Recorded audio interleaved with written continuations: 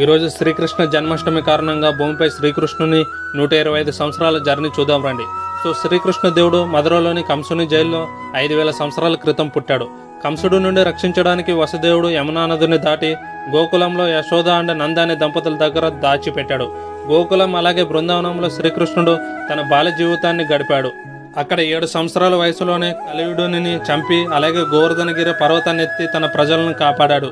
శ్రీకృష్ణునికి 12 సంవత్సరాల వయసున్నప్పుడు మళ్ళీ తిరిగి మధురకు వెళ్ళి తన మామ అయిన కంసుడిని చంపి మధురను కంసుడి పాలన నుండి విముక్తి చేశాడు.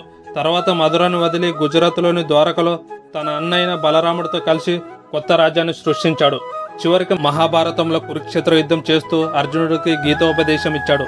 చివరికి జర అనే వేటగాడి బాణం బొటనవేలుకు తగలడంతో శ్రీకృష్ణుడు 125 సంవత్సరాల వయసులో గుజరాత్లోని బాల్కలో ఈ భూమిని వదిలిపోవాలని నిర్ణయించుకున్నాడు.